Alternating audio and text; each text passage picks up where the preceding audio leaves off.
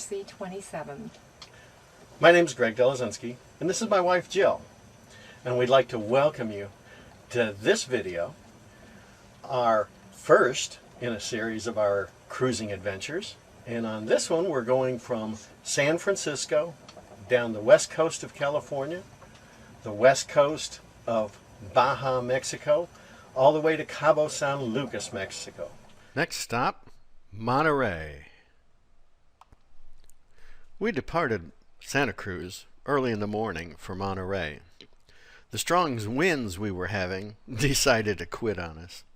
So we started the old iron wind, and we put on our old tiller pilot. About an hour out, the old tiller pilot decided it was time to quit. It was an old unit. It came with Guenevere when we bought her, and was old then. And it just sucked its little arm all the way in, you know, the part that connects to the tiller, and quit. I hollered, "Mutiny!" and just disconnected it from the tiller and set it aside on the cabin top. About halfway across the Monterey Bay, we saw our first pod of whales. What a sight! We love watching the sea life, whales in particular. We didn't dream that we would be able to see the whales so soon in our trip. They seemed to stay with us for about a half an hour.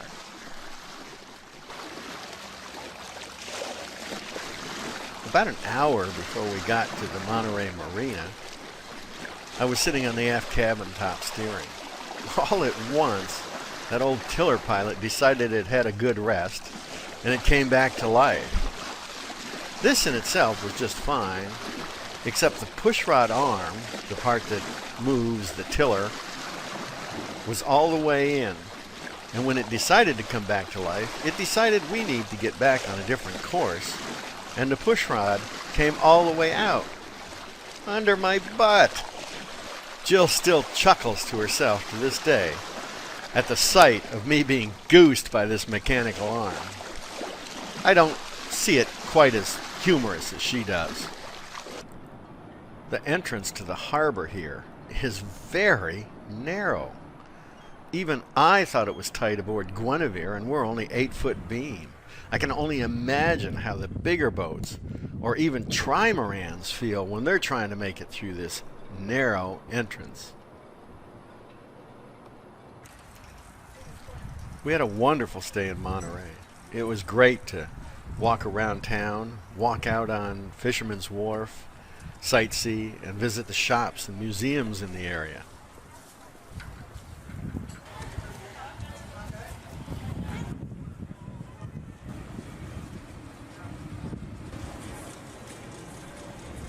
Speaking of restaurants, we found a great place off the main street. The food was good, but the outstanding attraction was the carrot cake made fresh daily by the owner. Again, finding groceries, laundry facilities, and internet were puzzles to be solved.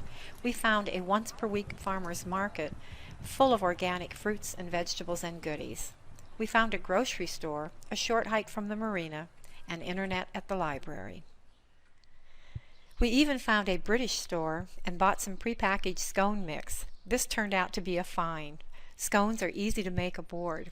We later did get teased by a British couple. Their daughter said, "Scones come from a mix?" But for us, they were a find. We met several cruisers heading down the coast to Mexico. It reminded us that we were truly on our way. We were to meet up with a number of them again along the way at different ports. We seemed to hopscotch along the way. Chuck and Vicky, very good and dear friends of ours, drove down from the Bay Area to see us for a day. We hopped in their car and drove further down the coast so we could see the land side of what we were about to see on the ocean side as we sailed on down. Another couple of very old and dear friends, Monty and Claudia, drove down to see us. They, like us, are fans of the TV show Survivor. What a treat. They brought a VCR, a small TV, and a tape with 3 episodes of the recent show with them for us to watch. We had a party in the cockpit and had a great time. We also took the opportunity to visit the aquarium and visit the remaining areas mentioned in Steinbeck's novel Cannery Row. There sure is a lot of California history here. We also noticed that visiting here by boat was quite a bit different than just driving down here and visiting. We got to explore at our own pace, and there was not got to drive home at the end of the day. We stayed for over a week and enjoyed it all. But then, and like always, it was time to move on. Morro Bay was our next stop. We were now easing into the cruising life. We had never been to Morro Bay by boat. As a matter of fact, I've never been there at all. Jill had visited years before, but she had done it by land. This was an overnight passage for us. We had read about how bad the bar can be at the entrance to the channel. The cruising guide said to call before entering the channel. So, when we got within about 2 miles, we called the harbor master. It sounded like he thought we might be crazy. It was very early in the morning, and the sea was very calm. When we asked the harbor master about a slip, he told us to call the Morro Bay Yacht Club. It seems the city has no marina or dock, but the yacht club handles all the transients coming and going from here. We checked in at the yacht club and found them to be just great. They were very accommodating. We stayed at the dock until we were fully checked in, and then we moved out to a mooring. They don't have slips here, just mooring balls.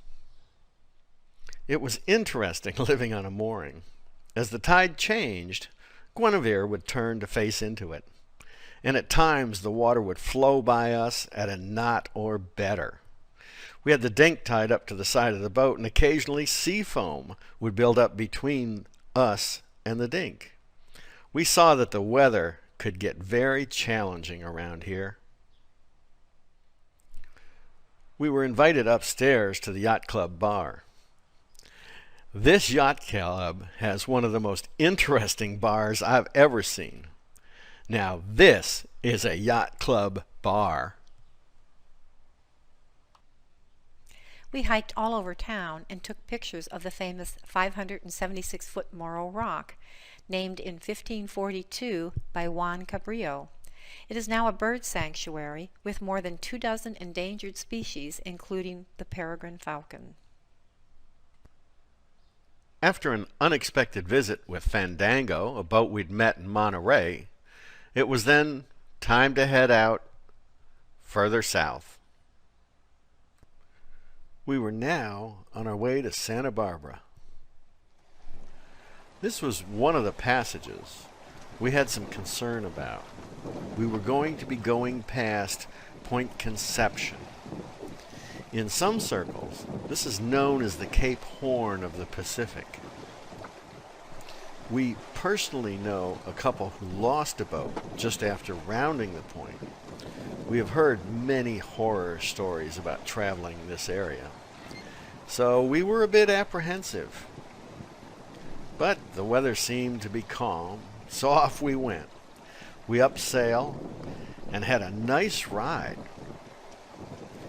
After rounding Point Conception in the early morning, this was an overnight passage, we were very proud of ourselves that the bad reputation had not rubbed off on us.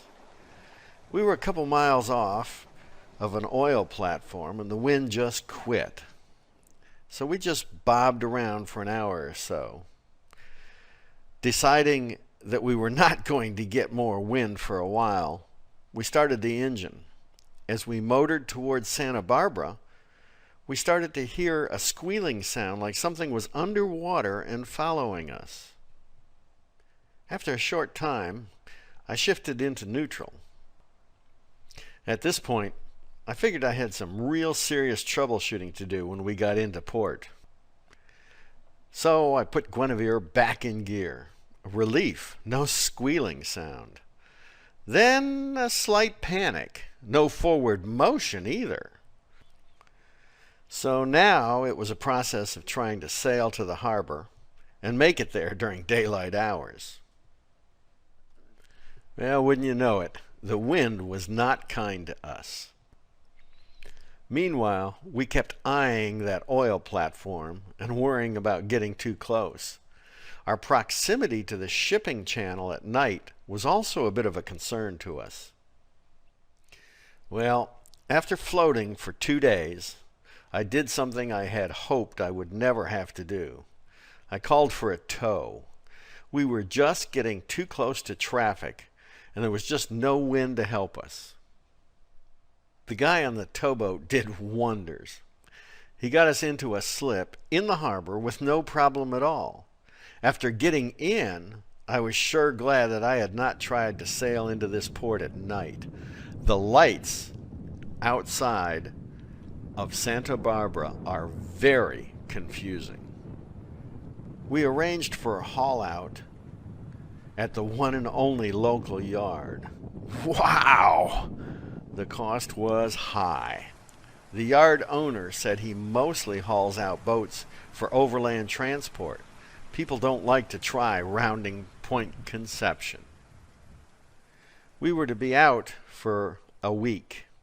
As you can see by the pictures, the key had sheared in the shaft keyway, something I did not think could take place. After examination in the yard by about 4 or 5 people, we determined that the cause was the shaft and engine were out of alignment. Well, I'll tell you, color me mad. I had that procedure done, and I had it done twice during the last 6 months before we departed the Bay Area. So, this time, after we got a new shaft and a new flange, I hired the yard once again to align the system. Only this time, I acted as the yard worker and just had the shipwright walk me through doing it myself. It may have cost me more time to do it like this, but from now on, I do it myself, and I know it's been done correctly. We did enjoy ourselves during our stay. We did a lot of sightseeing. Some of the boats in the yard were very interesting. We found a restaurant that was offering $5 off your bill if you brought your laptop in and used their Wi-Fi. So we both brought ours in and each used one. True to their word, they took $10 off the bill. We might add that this was the last time we were to get free Wi-Fi until we reached Ensenada, Mexico. Santa Barbara is an easy town to get around in without a car. They have an electric trolley that charges 25 cents. It goes along the waterfront and into town.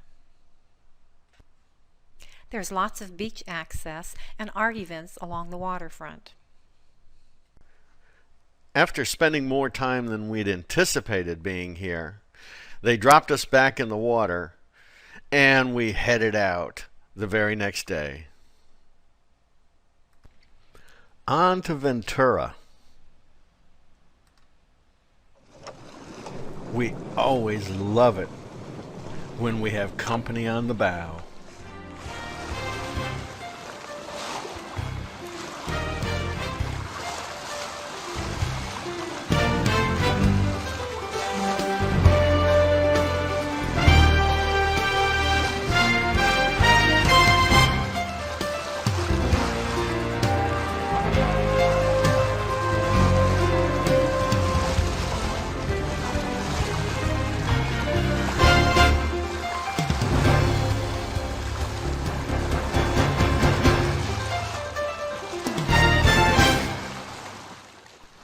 A long time ago, I had kept a boat in the Ventura West Marina. So, on our way down the coast, it was a place I really wanted to stop and look around. I had fond memories of sailing out of Ventura on the weekends. I found it to be a lot more built up now, but I expected that. We walked around to the new to me village and had a delightful dinner at a Greek restaurant there, complete with flaming saganaki and ouzo, and Greek dancing, both men and women. A great time. As we walked back to the boat that night, I told Jill about my times here in the past. I told her about a Sequest 26 that I used to keep here in Ventura, West Marina. The next morning we went for a walk, and I suggested we walk by my old dock. Jill scoffed at the idea, but humored me anyway.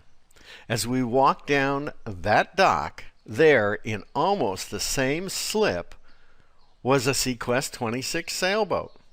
Clearly it was not my old boat.